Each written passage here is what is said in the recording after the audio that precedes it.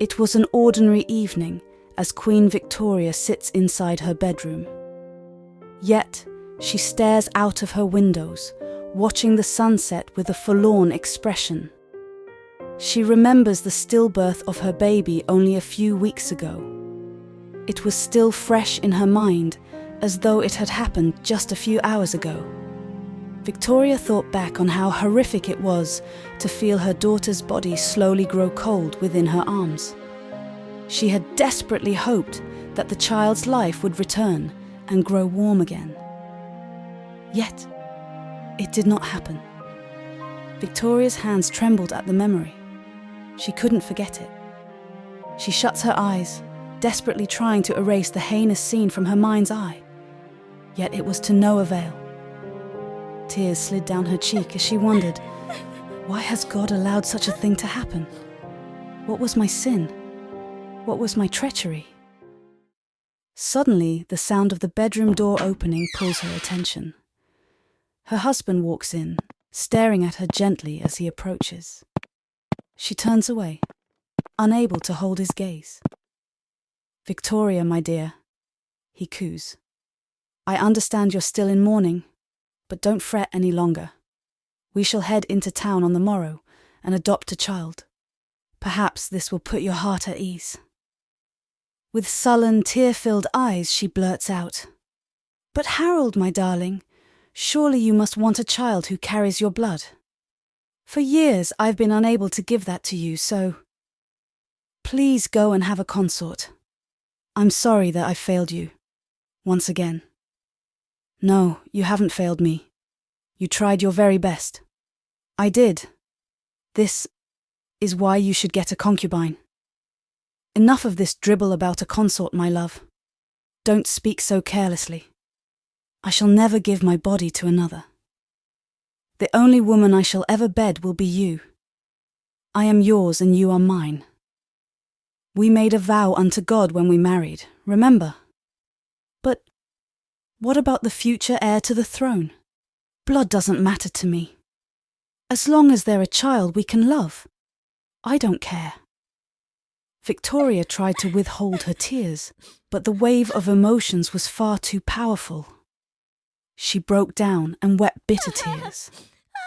Her wailing was so loud that her voice echoed throughout the castle. A few worried servants knocked on the door to see if they could give any kind of aid. Yet Harold shooed them away, wanting to preserve her dignity. Why has God left me?" "Shh, shh, my love," he whispered. "God hasn't left you. Everything will be all right."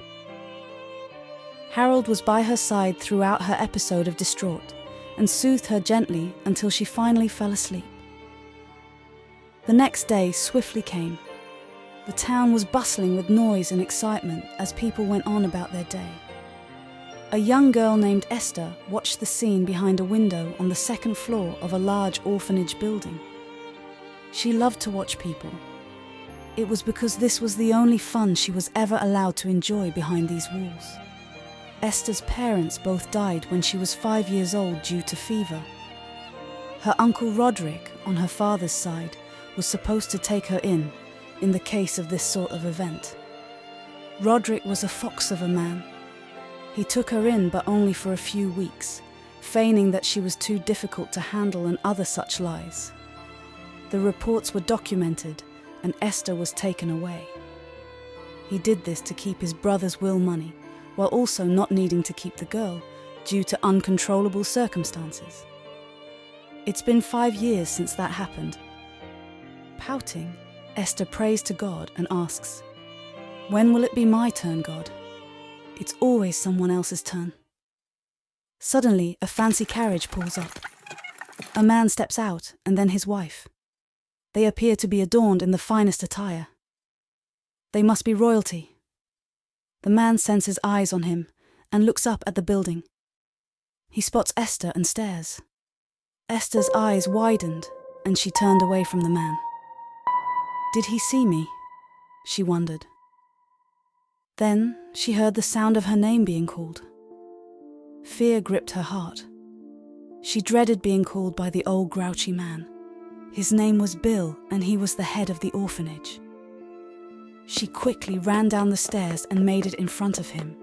"Took you long enough," he fumed. "I was calling you for ages." I'm sorry, Mr. Bill.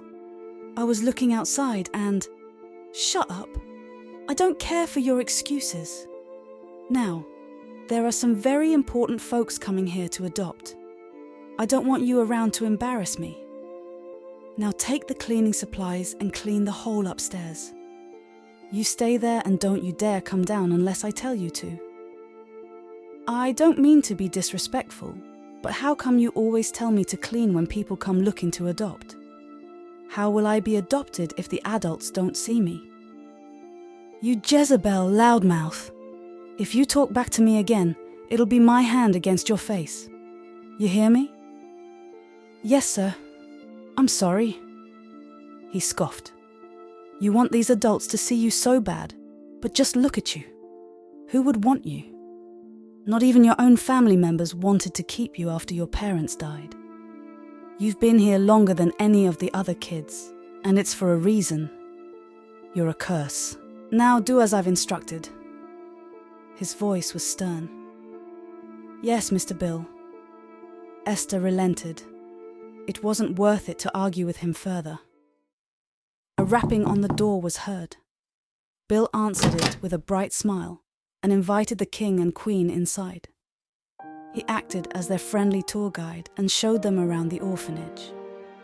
He even took them out to the field where all the children were playing. Some ran around, chasing each other, and others simply talked and joked around. Bill also explained to them that the orphanage had no infants, but the king and queen didn't mind. Victoria was pleased with what she saw and went to her husband. She told him that she was ready to choose a child. He smiled at her and agreed. Bill lined up all the children and grinned gleefully to himself. Yet, King Harold seemed unsure about something. "Is this all the children you have?" he asked. "Yes, that's all of them," Bill said, his voice drenched with excitement. "How come I saw a young girl staring out of the second-floor window? I don't see that young girl in this line. Where is she?" A cold sweat struck Bill, and his heart palpitated. Are you sure you saw such a girl?" "Yes, I'm sure. She couldn't have been older than 10 years old. The girl also had 2 pigtails." "Ah, yes," he stuttered. "I believe I know who you're talking about. But my king, I requested for me and my wife to be shown all of the children here. So why has this girl been withheld from us?" Harold's warm eyes grew ice cold in an instant. "Take us to her immediately." Bill begrudgingly led them up the stairs. He took them to the room where he knew Esther would be. He opened the door, and there she was, wiping down the walls with a muddy rag and a bucket beside her feet. Esther stopped what she was doing and gazed up at him with a blank face. But she quickly forced a smile as the king and queen approached. She curtsied and greeted them respectfully. Victoria and Harold greeted her kindly and complimented her hard work. Victoria looked at Bill and asked why she had been separated from the other children and left to clean. Bill stumbled with his words, trying to think of a good excuse. Then it came to him. "Esther's on punishment because she stole extra snacks and food from our pantry. She's very rebellious and never listens to a word I say. Even her reports can corroborate what I'm telling you." Bill side-eyed the girl. "Aren't I right, Miss Esther?" Esther hesitated, but then spoke in a calm and quiet voice. "Yes, sir. You're right." She didn't have the courage to defend herself anymore. It never worked. She just gave it to God and thought, "I'll let you defend me this time." Victoria and Harold looked at each other suspiciously. Bill smiled brightly again. "So, you see, she wasn't in the lineup because she was on punishment. No other reason. Suddenly, fury consumed Victoria's eyes. Wipe that smirk off your face. Are you seriously telling us that you put her on punishment because she took food? What if she was hungry?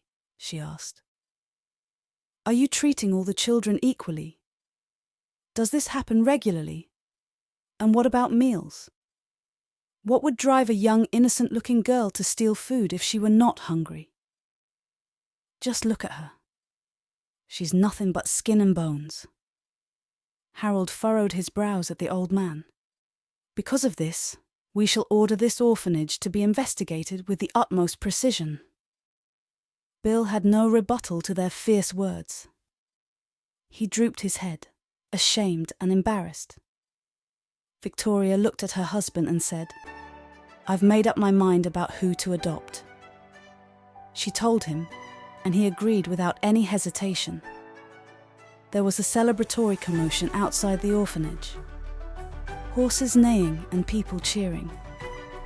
It was because the king and queen had adopted a child. The people gave them their congratulations and blessings. Esther looked out of the carriage with a bright smile. She waved at the people and was grateful to her new adoptive parents.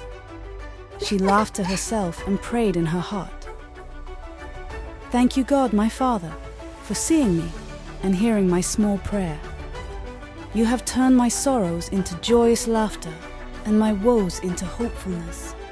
I am worthy after all."